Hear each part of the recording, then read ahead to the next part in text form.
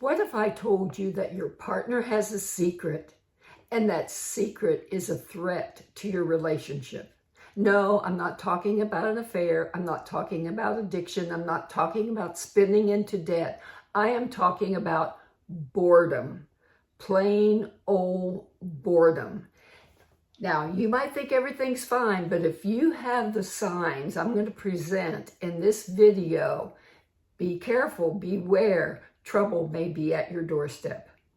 Hi, I'm Dr. Pat Love, and it's interesting that in the 40 years I spent as a licensed marriage and family therapist working with couples, I didn't hear a lot about boredom or the words boredom, but what I did hear, what I did see, were couples coming in where one or both were just about out the door. And they were just about out the door because they did not pay attention to the signs of boredom. I want to keep you from becoming that couple. So let's look at boredom. Let's take a close look to figure out what exactly is going on and what we can do about it. Number one, the first thing you have to figure out about boredom is it a stage or is it a symptom?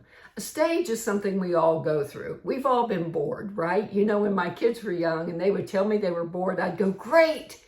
That means you're just about ready to have a creative idea.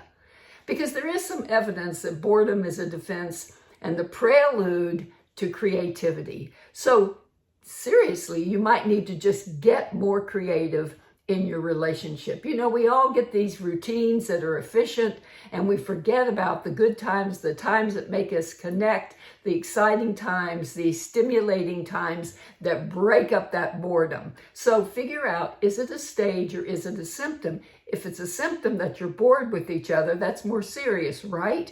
You may have to sit down, communicate, take steps, get some help, move forward in a different direction. But if it's a stage, you can fix that pretty easily.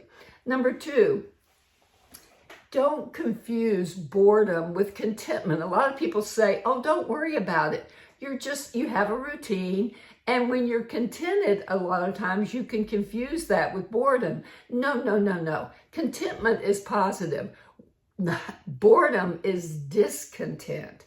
Boredom is disengagement. Boredom is disinterest.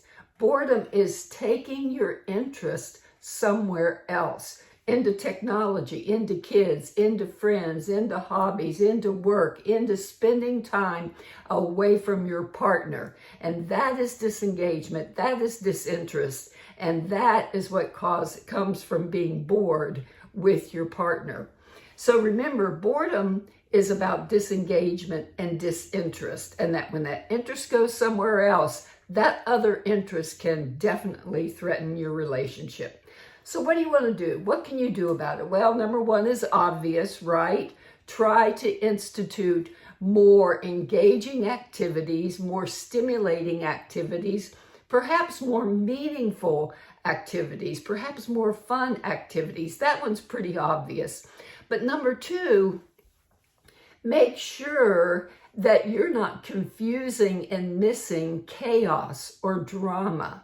A lot of us grew up in environments where there was a lot of drama or a lot of chaos, and we sort of get dependent on it for excitement.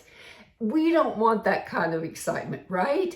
A lot of us get worn out, get stressed. We got enough of that excitement in life itself and perhaps at work. So it could be that you need to replace chaos, that conflict perhaps that you've been guilty of starting, with stimulating, creative, positive activities that please both of you.